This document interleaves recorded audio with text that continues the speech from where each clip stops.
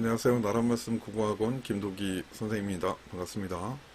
오늘은 수능 완성 실전편 2회 1번에서부터 5번 문항이 수록되어 있는 지문을 분석하는 좀 시간을 가져보도록 하겠습니다. 이 내용은 수능에도 좀 출제될 가능성이 좀 높다고 생각이 들고요. 또 모의고사에서도 뭐 자주 다뤄지기 때문에 이번 수능을 대비하는 고3 수험생뿐만이 아니라 고1, 2 학생들도 이 내용을 좀 배워두시면 좀 도움이 되지 않을까 싶네요. 자, 그러면 바로 들어가도록 하겠습니다. 고전 논리에서는 어떤 진술도 참 또는 거짓이라는 두 개의 진리치만 갖는다 라고 첫 문장이 시작되네요. 진술이라고 하는 것은 여기서도 나오지만 이 문장은 거짓이다 뭐 이런 것도 일종의 진술이 되겠습니다. 그 다음에 참 또는 거짓이라고 하는 진리치, 그러니까 진리값을 말하는 거겠죠. 참 또는 거짓이라는 진리치를 가지고 있는 게 어떤 진술이다.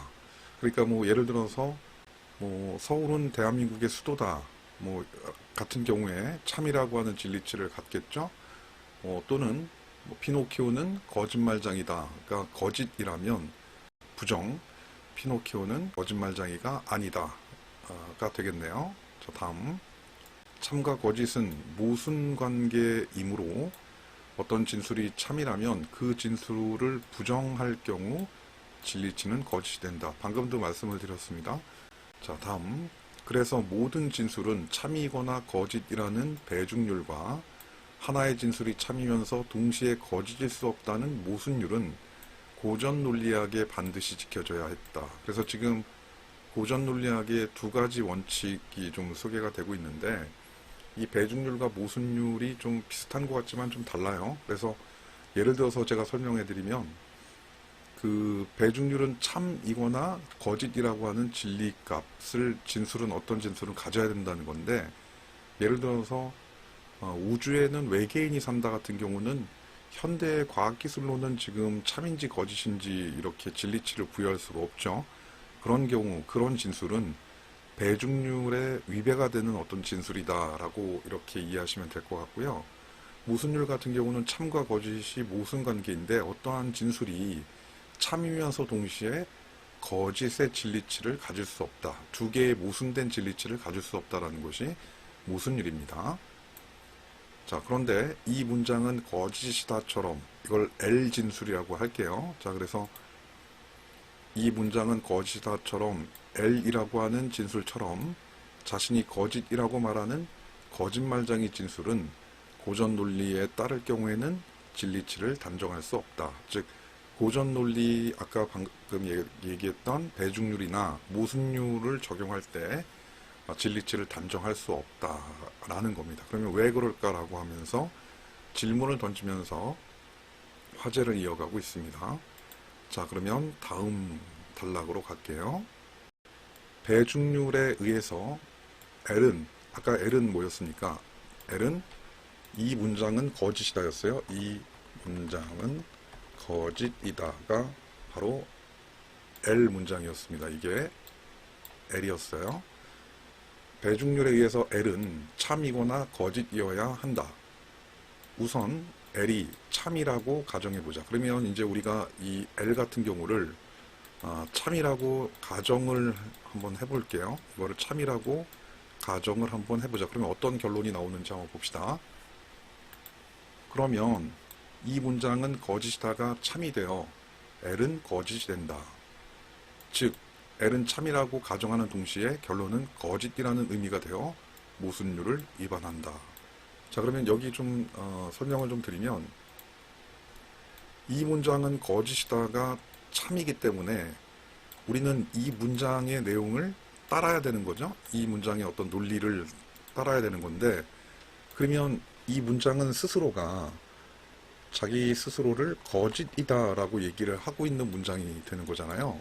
그렇기 때문에 우리가 이 문장을 참이라고 가정을 하는 순간 이 문장은 자기 스스로 거짓이다라고 말하고 있기 때문에 이 L은 거짓이다라고 말하고 있기 때문에 참이기 때문에 거짓, 즉 참이면서 거짓인 서로 모순된 진리치를 동시에 갖게 되는 그런 모순율을 위반하는 어떤 진술이 된다라는 거죠.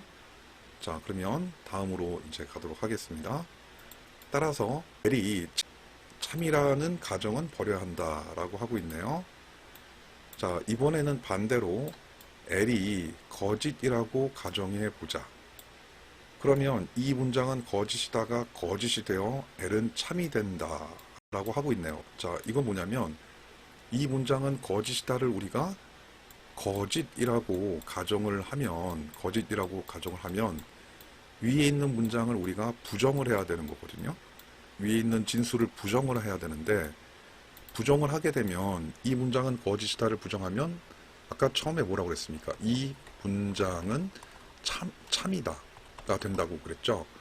그러면 이 문장을 우리가 부정하는 순간 이 문장은 거짓이라고 부정하는 순간 이 문장은 참이 되기 때문에 거짓이면서 참, 즉 거짓이기 때문에 참이 되는 그런 어떤 진술이 되는 거죠. 즉 거짓과 참이라고 하는 진리치를 동시에 갖게 되는 모순율을 위반하는 그런 어떤 진리치다라고 할 수가 있겠습니다.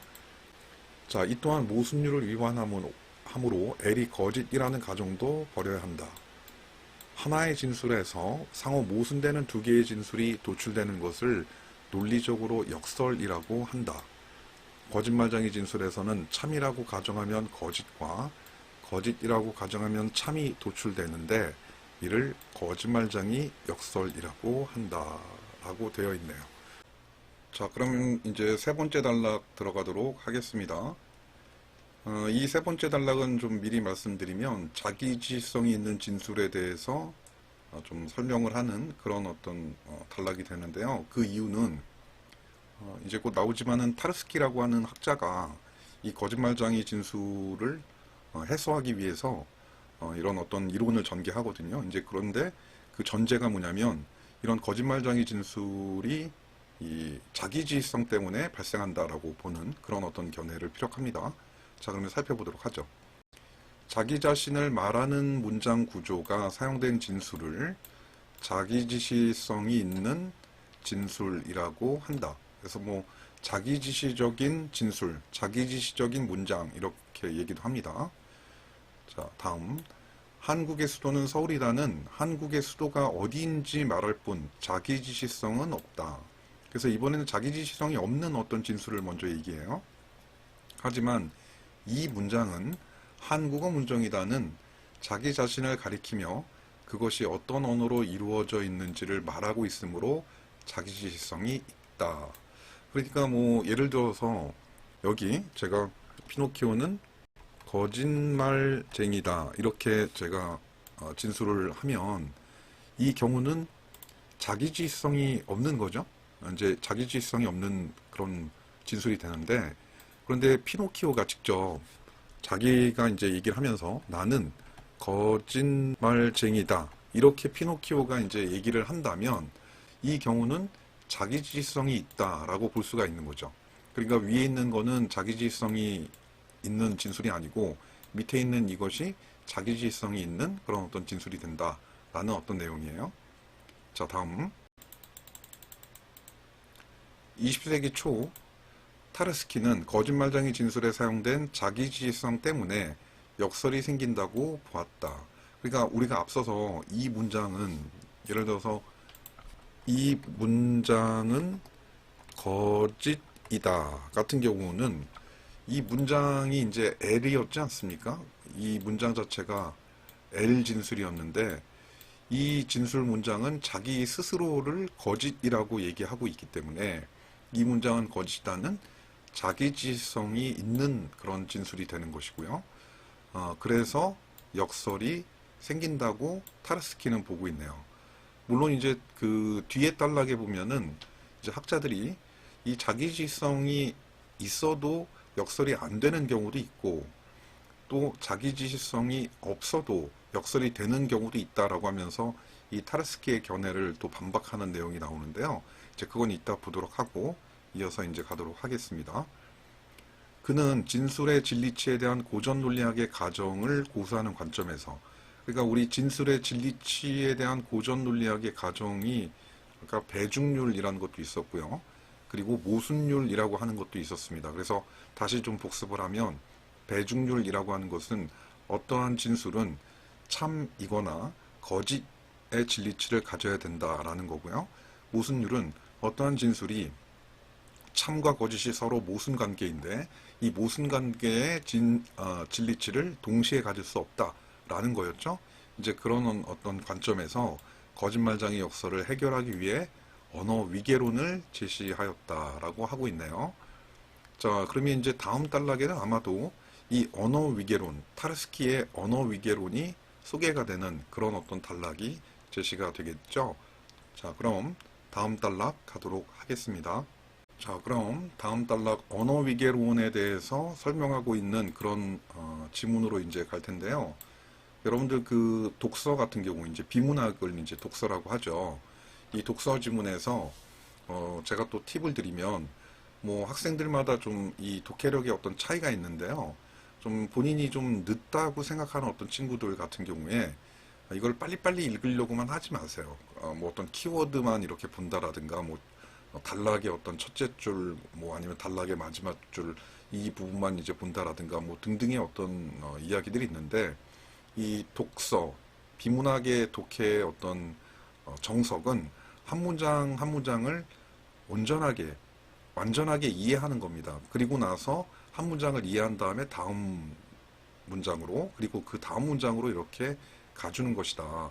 그것이 처음에는 좀 늦을 수도 있지만은 그것을 계속 연습하다 보면 바로 독해력이 향상되고 독해력이 향상되면 이런 속도도 빨라진다라는 거 잊지 않으셨으면 좋겠습니다. 자, 그럼 이어서 가도록 하죠. 언어 위계론에서 이 문장이 있다는 이게 이제 자기지시적인 어떤 진술, 자기지시적인 문장이었죠. 어떤 사실에 대해 말하는 진술인 대상 언어라고 한다. 반면 이 문장이 있다에 거짓이다가 덧붙여진 L은 메타 언어라고 한다. 그래서 지금 우리가 보는 것을 잊지 않아야 될 것이 타르스키의 언어 위계론에 대해서 지금 배우고 있는 거예요. 그랬을 때 새로운 어떤 개념이 나오면 그 개념을 꼭 기억하고 계셔야 됩니다. 그래서 어떤 사실에 대해서 말하는 것은 대상 언어고, 그 다음에 그 사실에 대해서 뭐 거짓이다 또는 참이다와 같은 그런 어떤 진술, 이것을 이제 우리가 진리수로라고 이제 뒤에 나오는데 이런 어떤 진리수로가 나오면 메타 언어다라고 얘기하는 거예요. 자, 다음 메타 언어란 대상 언어에 대한 참 또는 거짓을 말하는 진술로 대상 언어의 참이다 또는 거짓이다라고 하는 진리수로를 덧붙여 만든다라고 하고 있네요. 자, 그러니까 뭐 예를 들자면 여기 피노키오가 있다. 뭐 이런 그 진술이 있다면 이거 같은 경우에는 바로 뭐가 된다? 피노키오가 있다는 이거는 대상 언어라는 거죠. 그래서 이 대상 언어가 되는데 만약 이제 피노키오가 있다라거나 또는 피노키오가 말한다. 이런 경우도 마찬가지 대상 언어가 되는 거죠. 그래서 이 경우도 마찬가지 이제 대상 언어가 되는데 그런데 이제 여기에 진리수로, 진리수로를 붙인다면 예를 들어서 이런 경우 피노키오의 말은 거짓이다와 같이 여기에 진리수로를 이렇게 포함하게 된다면 피노키오의 말은 거짓이다 같은 경우는 바로 메타 언어가 된다라는 내용이네요. 그러니까 뭐 그렇게 크게 어려운 어떤 내용은 아닌 것 같습니다. 뭐 방금 얘기한 것처럼 이 문장이 있다는 대상 언어, 이 문장은 참이다 또는 이 문장은 거짓이다가 메타 언어란 얘기네요. 자, 다음. 이때 메타 언어는 대상 언어보다 위계가 높다. 그러니까 여기도 이제 우리가 지금 살펴보면 여기에 방금 이 피노키오가 말한다 같은 경우가 대상 언어인데 이 피노키오의 말은 거짓이다 같은 경우가 위계가 더 높다라는 내용이에요. 어렵지 않습니다. 자, 다음. 만약에 메타 언어 뒤에 진리수로를 하나 덧붙여 새로운 진술을 만들면 기존의 진술은 대상 언어가 되고 새로운 진술은 메타 언어가 된다라고 하네요. 자, 그러면 이 말을 좀 우리가 잘 기억을 해야 되는데 예를 들자면 이 문장이 있다 같은 경우는 대상 언어였어요. 그런데 여기에 진리수로를 이제 덧붙입니다. 그러면 진리수로를 덧붙여서 이 문장은 거짓이다라고 하는 경우가 있다면, 이때 이 문장은 있다 해서 이 문장은 거짓이다로 봤을 때 이게 이제 대상 언어가 된다는 거죠. 그 다음에 이 문장은 거짓이다가 메타 언어가 된다는 얘기예요. 그리고 이 메타 언어는 위계가 대상 언어보다 높다라는 거죠. 뭐 여기까지 어렵지 않습니다. 그런데 만약에 이 문장은 거짓이다에다가 이와 같이 이 문장은 거짓이다는 참이다 라고 얘기를 한다면, 이때 이 문장은 거짓이다는 참이다가 바로 뭐가 된다? 이것이 이제 메타 언어가 되는 거고요. 그리고 이 문장은 거짓이다, 이 문장은 거짓이다는 대상 언어가 된다라는 내용인 거죠. 그래서 다시 한번 좀 살펴보면, 이 문장이 이제 여기 아래 있는 이 문장은 거짓이다는 참이다를 생각하지 않고 생각해 보세요. 그래서 여기서부터 이제 보시면 이 문장이 있다 같은 경우가 대상 언어였는데, 여기에 진리수로 거짓이다를 이렇게 포함시키면 이때 이 문장은 거짓이다가 메타 언어가 되는 거죠.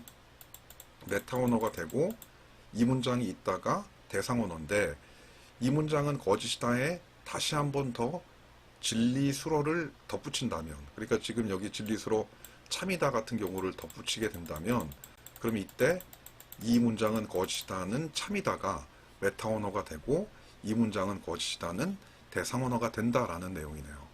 자, 그래서 우리는 아까도 말씀드렸듯이 비문학 독서 같은 경우에는 물론 배경 지식이 어떤 지문을 이해하는 데 도움을 주긴 하지만, 주어져 있는 어떤 이 텍스트에 나와 있는 이런 어떤 내용들을 우리는 먼저 기본적으로 우리의 이해의 어떤 그런 기준으로 삼고 지문을 읽어 가셔야 됩니다. 자, 그러면 여기까지는 뭐 그렇게 어려운 건 아니었어요. 자, 그래서 여기 중요한 어떤 내용이 나오는데, 이러한 이론을 전제로 삼아서 그는 메타 언어에 포함된 진리수로는 자신보다 낮은 위계인 언어만 언급할 수 있다고 규정했다. 그렇죠. 이거는 어떻게 보면 좀 상식적인 어떤 내용일 수도 있는데요. 이 문장은 거짓이다가 이 문장이 있다 대상 언어보다 위계가 높은 메타 언어지 않습니까? 그러면 이 문장은 거짓이다는 이 문장이 있다에 대해서만 거짓이다, 참이다 라고 논할 수 있는 거죠. 그 다음에 또 제가 말씀을 드리면, 예를 들어서 이 문장은 거짓이다 보다도 위계가 높은 메타 언어를 하나 만들면, 이 문장은 거짓이다는 참이다 라고 해서 진리수로를 덧붙인 메타 언어를 만들면, 이 메타 언어는 이 문장은 거짓이다 라는 대상 언어에 대해서만 언급할 수 있다라는 거죠. 자, 그 결과 이제 다음으로 갈게요. 이제 왜 이게 중요하느냐? 그 결과 자신에 대해서 참이나 거짓이라고 말하는 진술은 있을 수 없기에 거짓말장의 역설은 해소된다는 결론을 내렸다라고 하고 있는데, 이제 이게 무슨 말이냐면, 이 문장은 거짓이다는 참이다라고 우리가 만약 가정을 하면, 이때 아까 우리가 그렇지 않습니까? 이 문장은 거짓이다를 참이다라고 가정하면 이 문장은 거짓이 된다. 즉, 이 문장을 참이라고 가정을 했기 때문에 이것은 또 다시 거짓이 된다라고 했죠. 근데 지금 이 타르스키의 견해를 본다면 이 문장은 거짓이다는 참이다라고 하면 그걸로 끝나는 거죠. 이 문장은 거짓이다는 참이다가 거짓이다라고 말을 하는 것 자체가 있을 수 없는 그런 어떤 진술이 됩니다. 그래서 있을 수 없기 때문에 이 문장은 거짓이다를 참이라고 가정을 하면 거짓이 되고, 이 문장은 거짓이다는 거짓이다라고 가정을 하면 참이 된다. 그러므로 역설이 생긴다라고 하는 그러한 어떤 그 논리는 있을 수 없다라고 타르스키는 얘기하고 있는 거네요. 그러니까 즉 메타 언어는 아래에 있는 대상 언어에 대해서만 참이다, 거짓이다라고 언급을 할 수 있는 것이지, 이걸 참이다라고 했을 때 또 거짓이 된다라든가, 이 문장은 거짓이다가 거짓이다라고 했을 때 다시 참이 된다라고 하는 그런 어떤 결론을 끄집어낼 수는 없다라는 내용인 거네요. 자, 그러면 이제 다음 단락으로 가도록 하겠습니다. 자, 이제 다음 단락. 이 다음 단락에서는 이 타르스키의 언어 위계론에 대해서 이제 일부 논리학자들이 이런 부분의 어떤 한계나 이론의 어점을 지적하는 어떤 그런 내용이 됩니다. 자, 이제 그러면 가도록 하죠. 타르스키가 언어 위계론을 제안하자 일부 학자들은 고전 논리에 없던 또 다른 규칙을 추가한 것을 지적하면서, 그러니까 우리 이것도 이제 문제에 이렇게 좀 출제가 됐었는데요. 이 제가 또 한 가지 또 팁을 좀 드리면, 이 비문학 지문에서 뭐 밑줄을 쳐가지고 이 밑줄과 관련된 어떤 것을 묻는 문제가 나온다면 그 밑줄만 생각해서는 안 되고요. 그 밑줄의 앞, 뒤 문장들 또는 앞단락, 뒷단락의 내용을 고려하면서 이 답의 근거를 좀 찾으려고 하시면 돼요. 그러니까 이런 어떤 밑줄의 의미가 뭐냐를 묻는 문제가 나온다면 밑줄 자체만을 생각하지 마시고 지금 같은 경우에는 앞에 단락, 즉 타르스키의 언어 위계론이 어떠한 특징, 어떠한 개념들을 얘기했는가, 그거를 생각하면 된다는 거죠. 그러면 우리 한번 다시 한번 복습해 보면 타르스키의 언어 위계론 같은 경우에는 뭐 대상 언어라든가 또 아니면 메타 언어라는 어떤 개념들을 이렇게 추가했잖아요. 이 대상 언어나 메타 언어는 바로 고전 논리학에서는 이런 어떤 규칙으로 이렇게 나타나 있지는 않았죠. 우리 첫 번째 단락인가요? 거기선 바로 이제 진리치라든가 아니면 배중률 아니면 모순율에 대해서만 고전 논리학의 원칙이 있다 이렇게 얘기했으니까, 이런 타르스키의 메타 언어, 대상 언어는 새로운 어떤 또 다른 규칙을 추가한 것 뿐이죠. 그래서 대상 언어보다 메타 언어가 위계가 더 높다라든가 뭐 이것도 이제 새로운 규칙이라고 할 수가 있겠죠. 자, 그러면 다음으로 가도록 하겠습니다.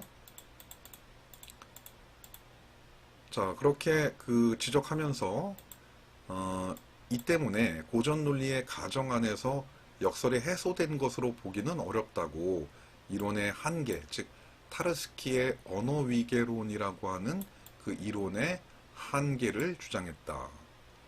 한편 어떤 학자들은 자기지시성이 역설의 원인이 아니라는 반론을 제기했다. 이 문장은, 그러니까 타르스키가 뭐라고 했냐면 이 거짓말장이 역설, 거짓말장이 진술의 원인은 바로 진술의 자기지시성 때문이다 라고 얘기를 했거든요. 그래서 그 부분에 대해서 이제 다른 학자들이 반론을 제기한 거예요. 그 반론의 이제 근거가 이제 다음에 나옵니다.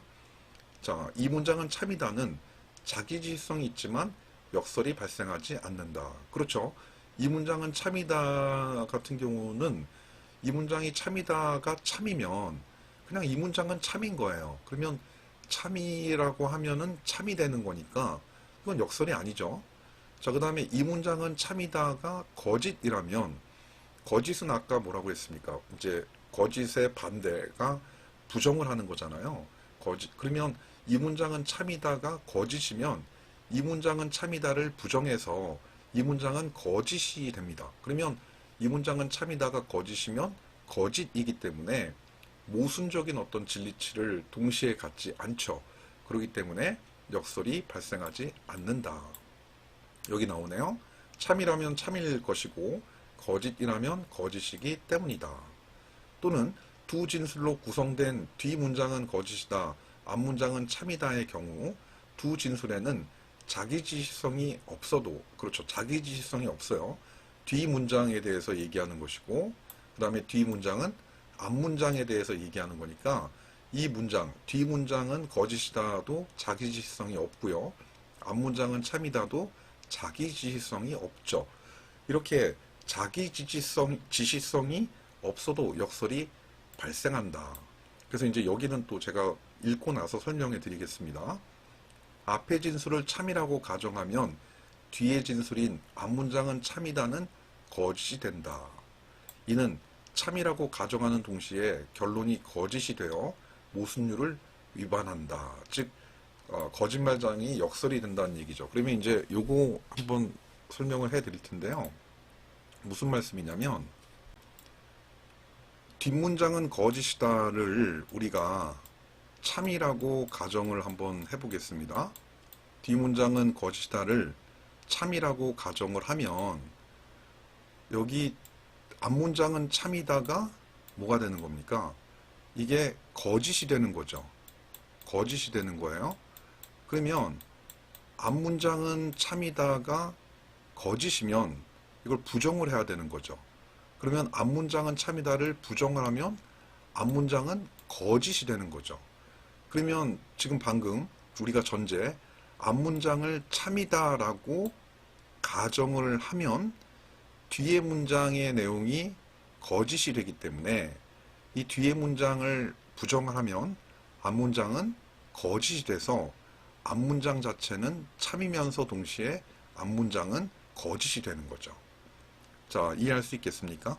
자, 그러면 이제 다시 이거를 참이 아니라 거짓이라고 한번 가정을 한번 해볼게요. 그러면 이제 한번 봅시다.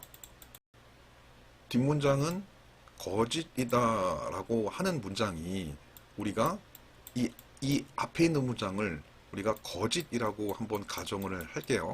그러면 뒷문장은 거짓이다가 거짓이라고 하니까 이거를 부정해야 됩니다. 그러면 부정을 하면 뒷문장은 뭐가 된다?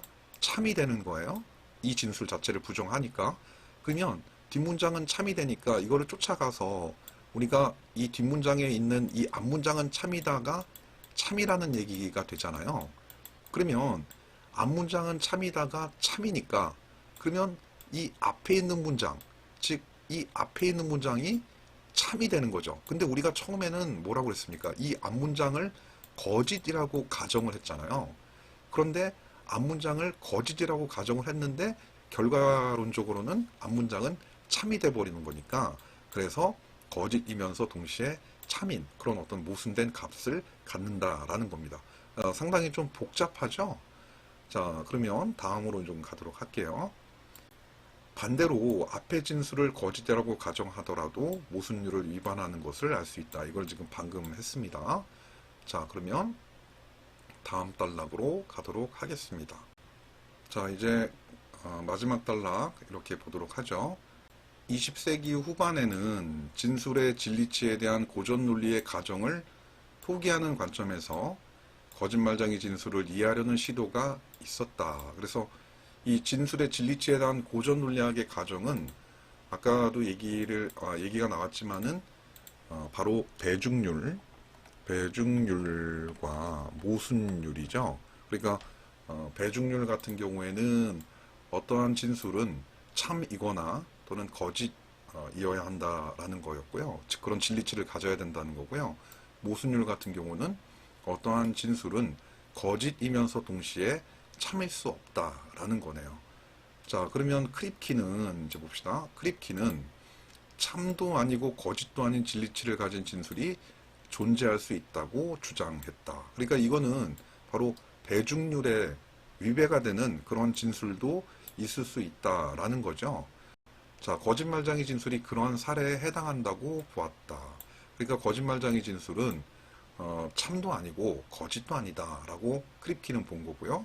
자, 프리스트는 참과 거짓인 진술 이외에 참인 동시에 거짓인 진술이 존재할 수 있다고 주장하며 거짓말장이 진술이 그러한 사례에 해당한다고 보았다. 그러니까 프리스트 자체는 그 고전 논리학에서의 모순율 자체를 이렇게 부정하면서 이런 거짓말장이 진술을 수용하려고 하는 그런 관점을 보이고 있네요. 그러니까 거짓말장이 진술 자체가 참인 동시에 거짓인 진술인데 그게 고전 논리학의 모순율에 위배가 되지만 그러한 진술도 있을 수 있다라고 프리스트는 봤다라는 거네요. 자, 여러분들 이렇게 해가지고 이 수능 완성 실전편 2회 1번과 5번 문제, 1번에서부터 5번 문제와 관련된 지문을 제가 설명을 좀 했는데요. 이 1번에서부터 이 4번까지 문제는 이 방금 우리가 여러분들이 배웠던 이 지문의 내용을 이해를 한다면 충분히 좀 쉽게 답을 좀 구할 수 있으실 것 같아요. 그래서 그 문제에 대한 어떤 설명, 1번부터 4번까지의 문제는 제가 따로 설명을 하지 않고요. 근데 이 5번 문제가 상당히 좀 푸는데도 어렵고 주어져 있는 보기도 어렵고 이 답을 이렇게 골라내는 부분도 상당히 좀 어려워서 제가 또 5번 문제와 관련해서 또 강의를 좀 촬영을 했거든요. 그래서 그거를 이 강의 다음에 업로드를 좀 할 거니까요. 여러분들 그 강의 좀 들어주시고 또 완벽하게 이해를 좀 하시면 좋을 것 같습니다. 자, 여러분들 오늘 그 제가 좀 이 운영하는 어떤 그런 방법이 세련되지 못한 그런 어떤 방식으로 강의를 좀 진행했다고 하더라도 넓은 마음으로 이해해 주시고요. 저희 나란 말씀 유튜브 강의에 관심 많이 가져주시고 구독과 좋아요 좀 꼭 부탁드립니다. 자, 오늘은 여기까지 진행하도록 하겠습니다.